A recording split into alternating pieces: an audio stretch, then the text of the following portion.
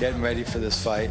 And in my training, I've been working a lot of my judo and been working especially my boxing down there in Las Vegas. I'm working with Bernard Hopkins for his last 2 fights, and Derek Harmon, who's another cruiserweight boxer from Las Vegas. And I just feel, especially my hand and my stand-up training, although I've been incorporating, like I said, my judo, my sambo techniques, which I kind of put on the shelf while I was at Military Fighting Systems. We trained everything we always train, nothing special. And we're gonna looking forward to do what we always do, the basic. My thoughts on Anderson Silva are, keep your hands up, make sure your head doesn't get kicked off in the 3rd row. And you know, basically for me, I'm just gonna push the action because as long as my hands are up and I stay close to him, I think he's gonna be in a lot of trouble. He's an excellent fighter. Everyone that's gonna fight tomorrow is a good fighter. We are all here to just entertain people. My thoughts on Anderson is, I don't think anyone's really hit him flush. So, like I said, he's a talented fighter. He can really do everything standing up, and you have to be really careful with that. But I'm prepared. I don't think a lot of people know what I'm capable of because a lot of times I've been going to my fights on short notice or with injuries, and this is the first time I really feel healthy where I can do a little bit of everything he can do and a lot more as well. I believe that no fighter should be talking before the fight is over. I see me coming out ahead, of course, but a lot of pressure. A lot of pressure is the way I like to fight. I don't hold back, and you know that. I'm just going to come forward and push the pace because I don't get tired, and I like to try and make people melt, and I think he's gonna fold. We need to see inside the cage and then how things will develop. When we out here, it's very easy to say. I can say out here that I'm gonna KO Mike Tyson, and in fact that may not happen. Cage Rage. Anderson Silva, you're giving me a shot at your title. I appreciate the chance. I don't think it's a wise move for you. I know a lot about you.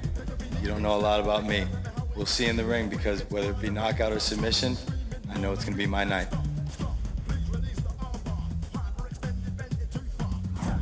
Tony, você fala demais. O bicho vai pegar. Cage Rage.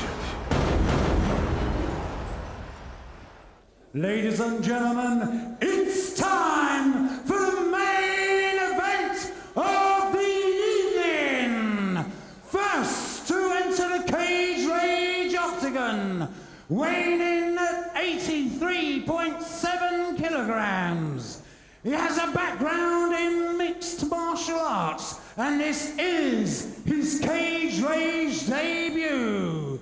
Representing Las Vegas Fight Club, the challenger, Tony Fryklund!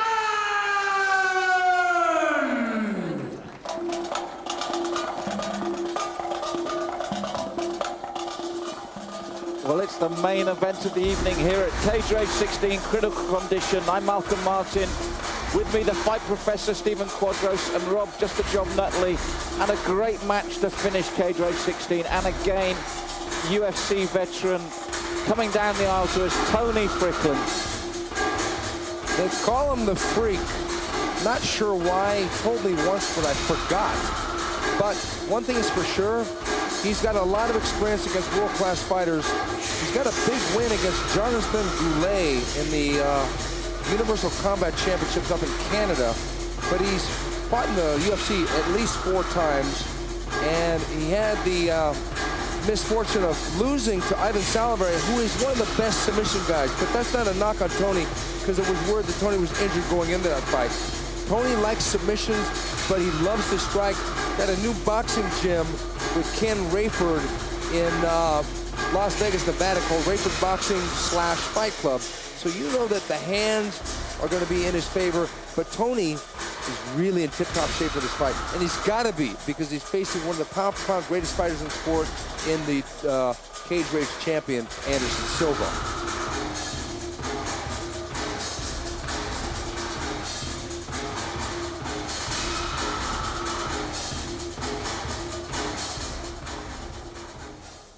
And his opponent, weighing at 83.7 kilograms. has a background in Muay Thai and a cage rage record of 3-0. Representing Muay Thai Dream Team, he is the cage rage middleweight champion of the world, Anderson the Spider Silva!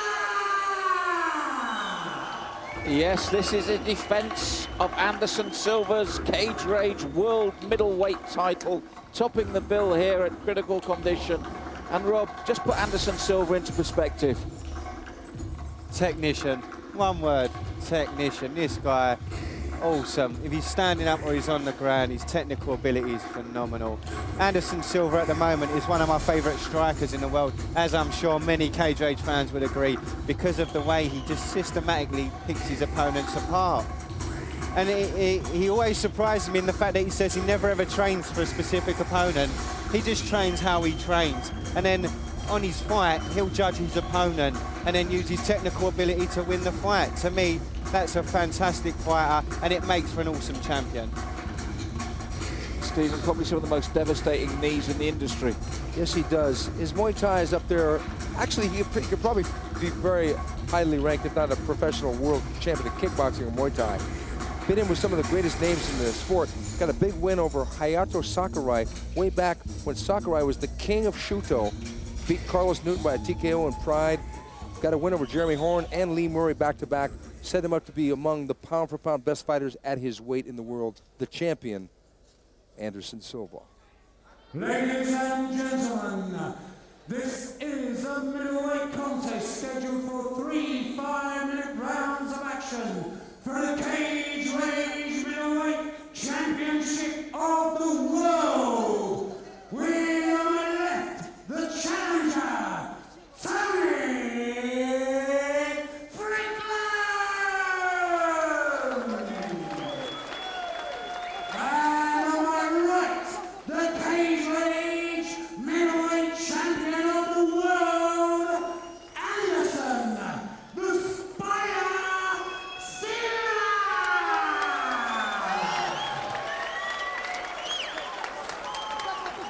Now, pre-fight, Fryklund said he would like to give the crowd a knockout, a stoppage.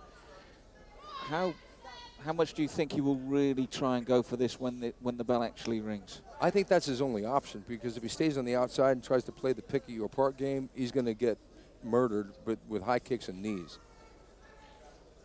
Tension builds, guys, as this one's about to start.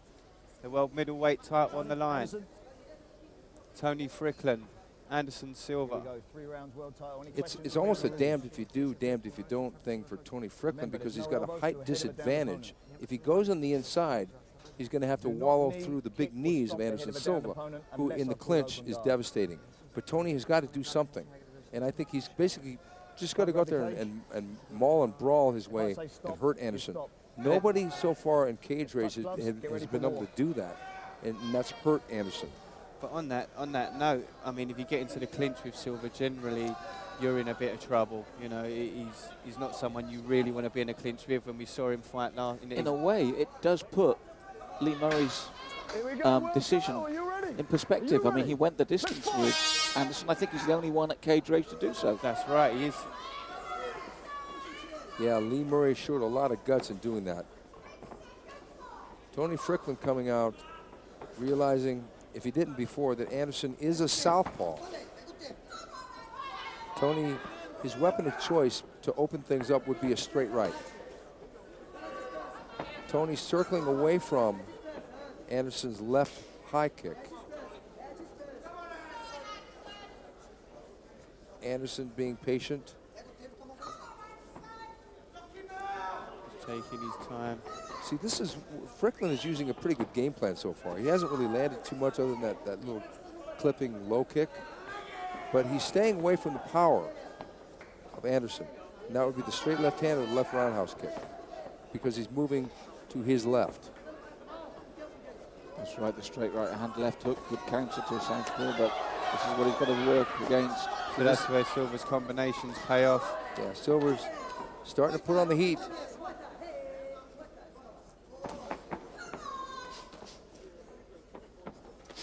Oh, good knee. Beautiful knees.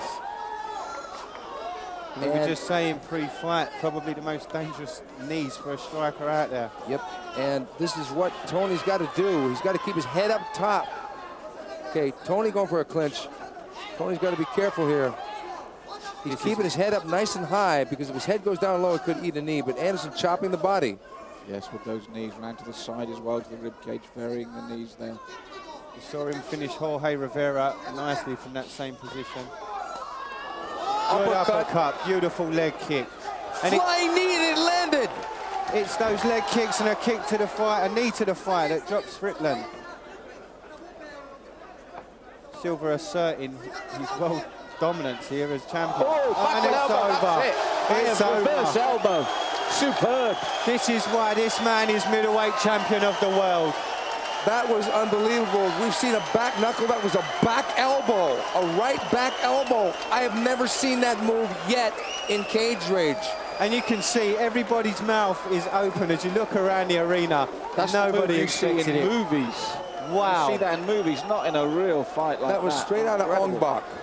Unbelievable. Straight out of Ong Bak. It was a reverse. He didn't spin. It was not a spinning elbow. This was one of the most amazing. Look at this. He throws it from here. Watch this. Oh, what a shot. Beautiful. And You're that was right. it. You just do not see that technique used. No, that was just beautiful. And there's the respect. Anderson knows that Tony came here to put his heart on the line, and he did. But his body failed him. Once he got that shot upside the chin, it was all over. This is one for the replays the world over. That was, it was on the Beautiful. temple, it looked like. Amazing shot. And to how turn in. How do you get power from that? Ask Anderson Silva. Look at he's got his hands down. The He's just- timing as well, to go through the channel like that so clearly. Man, that was impressive. I can't believe it. Really sharp elbow from Silva. Like I said before, in karate, they have the back knuckle, but now we have the Anderson Silva back elbow. And it was the way his body moved. He turned right and then It's beautiful. also had to be deceptively fast because, as you said, it's not one you can disguise. It's not something easy. You normally throw it in a combination and stuff like that, you know. I think, Rob, you mentioned to me that Anderson Silva always did something new and always stayed ahead of his competition. Now we see him inventing these new moves that are straight out of the movie Ong Bak from Thailand. It's unreal. I mean, you cannot stand and try fight this guy. I mean, Stephen, who would you like to see Silva fight? Man, I'm amazed. Maybe Rio Chonan would be a good fight.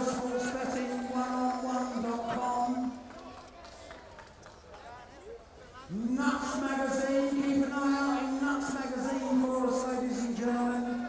And the trophies and the belt will be presented by the chairman of Sports Betting 101, Stephen Bamford. Well, guys, what a way to finish our tenure here at Wembley Conference Centre before we move Ladies on. and gentlemen, remember, That's all right, the history was best made here shots of tonight the as Anderson action, Silva kept hold of his title. The next time you see Cage Rage, ladies and gentlemen, we will be at the Wembley Arena. 2 minutes, 2 seconds of round one, we have a winner, and still the Cage Rage middleweight champion of the world, Anderson the Spider Silva! On the hook.